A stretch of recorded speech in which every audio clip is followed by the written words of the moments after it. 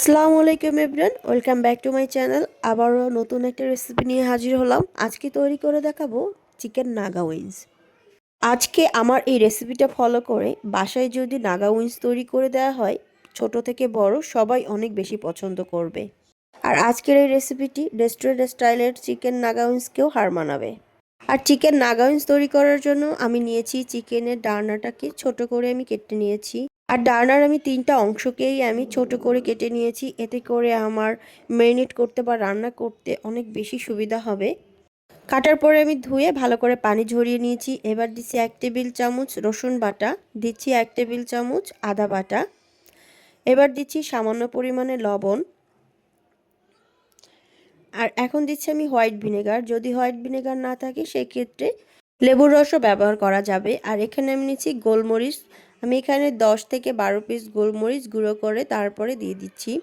আর এবার আমি সব মশলাগুলোকে খুব ভালো করে এই মাংসটার সাথে মিক্সড করে নিব। একটু সময় নিয়ে মাংসগুলোর সাথে খুব ভালো করে মশলাটা মিক্সড করে দিতে হবে, এতে করে ম্যারিনেটটা খুব ভালো হবে। আর ম্যারিনেট ভালো হলে মাংসের টেস্টটাও কিন্তু অনেক বেশি ভালো হয়। এবার আমি একটা ঢাকনা দিয়ে 15 থেকে 30 মিনিটের জন্য একটু রেস্টে রেখে দিচ্ছি। এবার চিকেনটাকে ফোল্ড করার জন্য আমি দিচ্ছি 1 কাপ ময়দা। আর 1 কাপ ময়দার জন্য আমরা এখানে ব্যবহার করব হাফ কাপ কর্নফ্লাওয়ার। কর্নফ্লাওয়ার ব্যবহার করার চেষ্টা করবেন, এতে করে উপরের যেই লেয়ারটা হয় সেই লেয়ারটা কিন্তু অনেক পাতলা হয় আর খেতে কিন্তু অনেক ক্রিস্পি হয়। আর এখানে দিয়ে দিচ্ছি পরিমাণ মতো লবণ। এবার শুকনো উপকরণগুলো আমি খুব ভালো করে একটু মিক্সড করে নিচ্ছি। আর এখন আমি নিয়ে নিচ্ছি চিকেনগুলো। ম্যারিনেট করা সেই চিকেনগুলো এক এক করে আমি ময়দার ভিতরে দিয়ে ফোল্ড করে নিব। খুব একটা বেশি প্রেশার দিব না, হালকা করে ময়দাটাকে লাগিয়ে নিব। এবার এক্সট্রা ময়দাটাকে আমি ঝেড়ে ফেলে দিব। আর এভাবে করে আমি প্রতিটা চিকেনকেই আমি এভাবে করে তৈরি করে নিয়ে নিচ্ছি একবারে। এবার আমি চিকেনগুলোকে ভেজে নিব। আর ভাজার জন্য একটা ফ্রাই প্যানে তেল দিয়ে দিয়েছি। আর এক এক করে আমি সব চিকেনগুলো দিয়ে দিচ্ছি। আর এই পর্যায়ে চুলার আঁচটা কিন্তু মিডিয়াম আঁচে থাকবে। বেশি লো করলে চিকেনের ভিতরের জুসিনেসটা কমে যাবে, আর বেশি হাই ভাজলে চিকেনটা কিন্তু পুড়ে যাবে উপরের অংশ, আর ভিতরের অংশটা কিন্তু একদম কাঁচা থাকবে।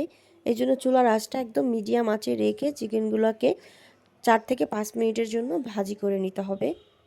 এবার চিকেনগুলো এক পাশ ভাজা হয়ে গেলে আমি অন্য পাশটা চেঞ্জ করে নিচ্ছি। দুই পাশেই আমাকে সেমভাবে ভেজে নিতে হবে। ভাজা হয়ে গেলে আমরা চিকেনগুলোকে তুলে নিচ্ছি। আর সবগুলো চিকেন তুলে নেওয়ার পরে আমি চুলায় আবার একটা ফ্রাই প্যান বসিয়ে দিলাম।